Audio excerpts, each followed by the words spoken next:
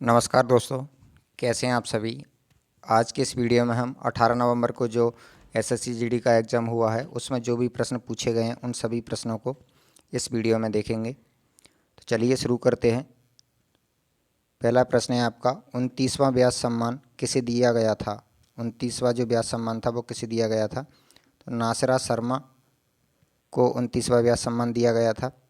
ये किस उपन्यास के लिए दिया गया था। तो कागज़ की नाव इनका उपन्यास था, उसके लिए दिया गया था।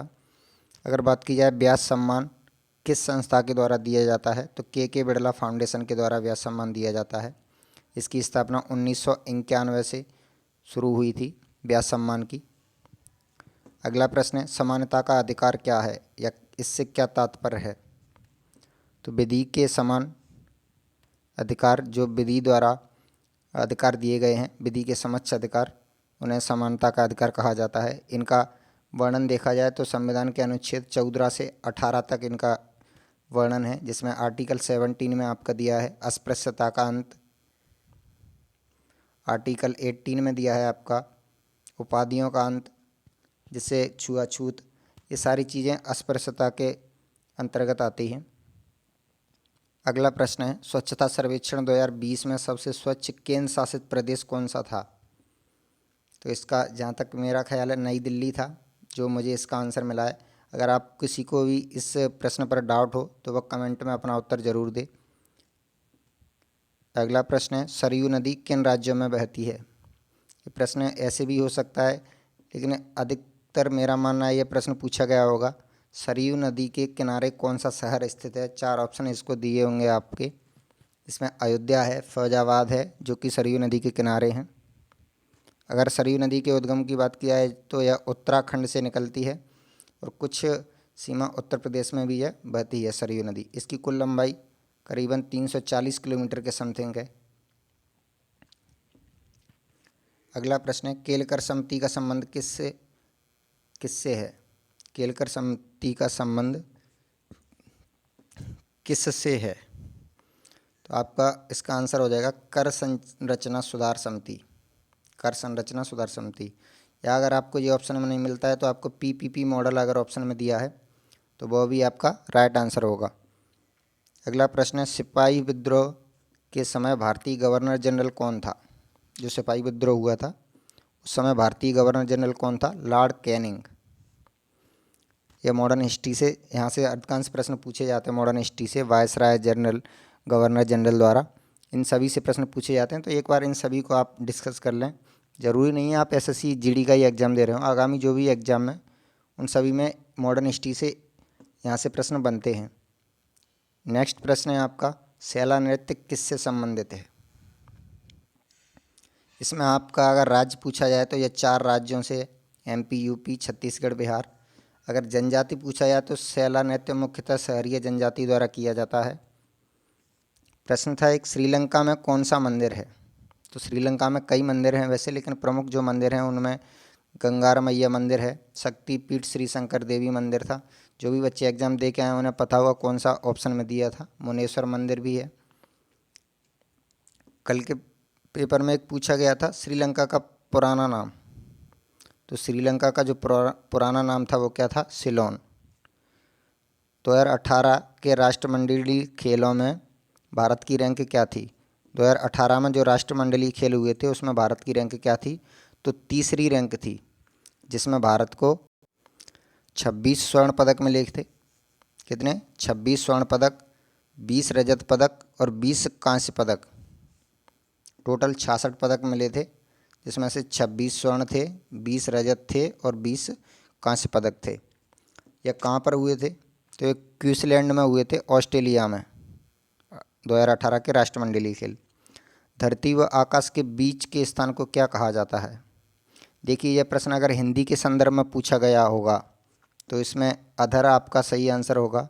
अगर यही प्रश्न जीके, जीएस या साइंस के हिसाब से पूछा जाएगा तो इसका आंसर होगा अंतरिक्ष।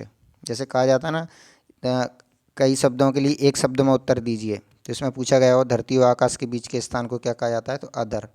जैसे कहते हैं कि आपने अधर में छोड़ दिया, ना तो इधर का ना उधर का, बीच में। पाकिस्तान के पहले प्रधानमंत्री कौन थे। तो लियाकत अली खान, जो कि पाकिस्तान के पहले प्रधानमंत्री थे। यहीं अगर भारत की बात की जाए तो कौन थे? नेहरू जी थे, पंडित जवाहरलाल नेहरू। बंटवारे के समय ये दोनों देशों के पहले प्रधानमंत्री नियुक्त किए गए थे। एक प्रश्न पूछा गया था फसल उत्पादन से, कपास उत्पादन में शीर्ष देश कौन सा है? कपास का जो उत्पादन करता है उसमें शीर्ष देश कौन सा है? तो पहले स्थान पर है भारत, सेकंड पर है चाइना। पहले चीन प्रथम था, लेकिन वर्तमान में भारत प्रथम है। लगभग 10,000 टन का अंतर है इन दोनों के उत्पादन में। और तीसरे पे अगर पूछा जाए तो यूएसए है।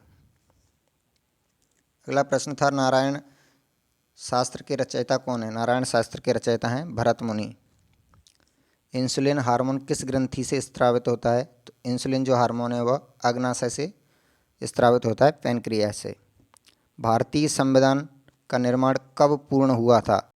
तो 26 नवंबर 1949 को भारतीय संविधान सभा द्वारा भारतीय संविधान को पूर्ण घोषित कर दिया गया था और इसी दिन से संविधान को लागू कर दिया गया था, जिसमें संपूर्ण जो भाग थे, अनुच्छेद थे, उन्हें लागू नहीं किया गया था। लगभग 15 अनुच्छेदों को तुरंत लागू कर दिया गया था। बाकी के जो शेष बचे थे उन्हें 26 जनवरी 1950 को लागू कर दिया गया था। अगर प्रश्न पूछा जाता है भारतीय संविधान कब लागू हुआ, तो 26 नवंबर 1949 से। अगर पूर्णतः बात की जाए या गणतंत्र की बात की जाए तो 26 जनवरी 1950 को। इसमें एक और प्रश्न है, 26 नवंबर को कौन सा दिवस मनाया जाता है? आप इसका आंसर कमेंट में ज़रूर बताइएगा। 2020 में जसप्रीत बुमराह को कौन सा पुरस्कार दिया गया था? तो पॉली उमरीगर पुरस्कार दिया गया था जसप्रीत बुमराह को 2020 में। राजीव गांधी खेल रत्न पुरस्कार 2020 किसे दिया गया था? 2020 में जो राष्ट्रीय खेल रत्न पुरस्कार दिए गए थे वो किस किस को दिए गए थे? तो इसमें आपके रोहित शर्मा हैं, विनेश फोगाट, मनिका बत्रा, रानी रामपाल और मरियप्पन थंगवेलु, ये 5 लोगों को राजीव गांधी खेल रत्न दिया गया था। जैसा कल की शिफ्ट में पूछा गया था, राजीव गांधी खेल रत्न पुरस्कार का नाम क्या कर दिया है बदल के? तो मेजर ध्यानचंद खेल रत्न पुरस्कार कर दिया गया है। चूँकि ये प्रश्न 2020 के संदर्भ में पूछा है तो राजीव गांधी खेल रत्न ही नाम इसमें दिया गया है। अगला प्रश्न था मिडेवल हिस्ट्री से, दिल्ली स्थित जमा मस्जिद का निर्माण किस शासक द्वारा करवाया गया था? तो दिल्ली की जो मस्जिद है जमा मस्जिद, उसका निर्माण शाहजहाँ के द्वारा करवाया गया था। नेक्स्ट प्रश्न है, वर्ष 2020 में आईसीसी के लिए एलीट पैनल, ये बहुत अच्छा प्रश्न है आगामी एग्जामों के लिए, एलीट पैनल में शामिल होने वाले सबसे युवा अंपायर कौन है? नितिन मेनन जी हैं, 36 साल के हैं। ये सबसे कम उम्र के अंपायर हैं। यह मध्य प्रदेश से संबंध रखते हैं। आप इसका आंसर बताइए, मध्य प्रदेश से किस जिले से हैं? पंचायती राज अधिनियम किस संविधान संशोधन द्वारा जोड़ा गया था? पंचायती राज जो अधिनियम था वह 73वें संविधान संशोधन द्वारा 1992 द्वारा जोड़ा गया था। इसी के साथ 74वां संविधान संशोधन करके नगर निगम नगरीय निकाय को भी इसमें जोड़ा गया था। अगर पंचायतों के गठन की बात की जाए कि पंचायतों का गठन किस अनुच्छेद में वर्णित है, तो पंचायतों का जो गठन है वह आर्टिकल 40 में दिया गया है। पंचायतों का गठन किस में दिया गया है? आर्टिकल 40 में पंचायतों के गठन की बात कही गई है। एक फुटबॉल मैच की समय अवधि क्या होती है? अगर पूछा जाए एक फुटबॉल मैच की समय अवधि क्या होती है, तो 90 मिनट होती है। अगर पूछा जाए एक पारी के लिए क्या होती है, तो इसमें 2 पालियां होती हैं 45-45 मिनट की फुटबॉल के एक मैच में। एक ये नदियों से प्रश्न पूछा गया था, देवप्रयाग में भागीरथी नदी के साथ कौन सी नदी संगम बनाती है? प्रश्न ये ऐसे कई बार और भी पूछा जा चुका है कि अलकनंदा और भागीरथी नदी के संगम को क्या कहा जाता है? तो देवप्रयाग कहा जाता है। यहाँ पर भागीरथी और अलकनंदा नदी आपस में मिलती हैं। पारंपरिक ऊर्जा स्रोत कौन कौन से हैं? अगर प्रश्न पूछा जाए पारंपरिक ऊर्जा स्रोत कौन कौन से हैं, तो कोयला और पेट्रोलियम। देखिए पारंपरिक क्या होता है? परंपराओं से, जो कि सदियों से चला आ रहा हो। तो कोयला और पेट्रोलियम एक 2 ऐसी चीज़ें हैं जो कि धरती में या पृथ्वी के भूगर्भ से प्राप्त की जाती हैं। तो कोयला और पेट्रोलियम, पेट्रोलियम में पेट्रोलियम पदार्थ हैं जैसे कि पेट्रोल हुआ, डीजल हुआ या केरोसिन हुआ, तो ये सारी चीज़ें पेट्रोलियम पदार्थ के अंतर्गत आती हैं। नेक्स्ट प्रश्न है, राज्य हड़प नीति किसके द्वारा चलाई गई थी या किसने चलाया था राज्य हड़प नीति को? तो लॉर्ड डलहौजी द्वारा राज्य हड़प नीति को चलाया गया था। एक पुस्तक पूछी गई थी इंडिया विंस फ्रीडम पुस्तक, इसके लेखक कौन है? तो Abul Kalam Azad India wins freedom पुस्तक के लेखक हैं। एक आगामी खेल प्रतियोगिताओं से भी प्रश्न पूछा गया है। फीफा विश्व कप 2022 का आयोजन कहाँ किया जाएगा? तो फीफा विश्व कप 2022 का जो आयोजन है वह कतर में किया जाएगा, याद रखिएगा इसे। आगामी जो भी खेल प्रतियोगिताएं उन सभी को आप याद रखिएगा, उनसे प्रश्न पूछ सकता है। जैसे कि आईपीएल से रिलेटेड प्रश्न पूछे जा रहे हैं। पिछली वीडियो में भी मैंने एक प्रश्न का आंसर गलत हो गया था। इसमें मोस्ट वैल्यूएबल ऑरेंज कैप विजेता जो थे वो कौन थे? केएल राहुल, उसका आंसर मैंने बता दिया था। वो चूंकि 2019 के थे, 2020 के थे। 2021 के पूछा जाए तो 21 के कौन है? ऋतुराज गायकवाड़। तो उसे भी मैंने पिन कर दिया है कमेंट में, उसका आंसर भी। अगला प्रश्न है, भारत का प्रथम सम्राट किसे कहा जाता है?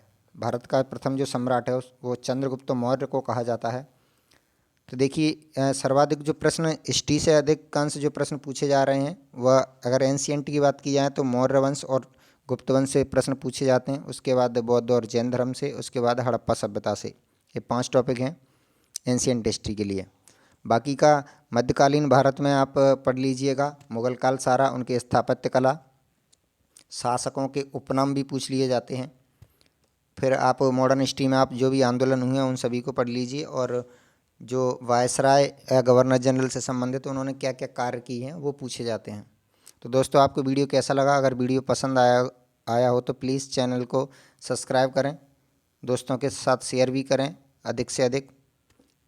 आपके सपोर्ट की मुझे बहुत ज़रूरत है, इसलिए अधिक से अधिक चैनल को सब्सक्राइब करें। अगर आप इसका PDF चाहते हैं तो हमारे टेलीग्राम चैनल से भी जुड़ सकते हैं, जिसका लिंक आपको डिस्क्रिप्शन में मिल जाएगा। आप वहां से नहीं जुड़ पा रहे हो तो आप चैनल के अबाउट सेक्शन में जाके वहां पर भी लिंक दिए हैं, वहां से भी जुड़ सकते हैं। थैंक यू दोस्तों, जय हिंद।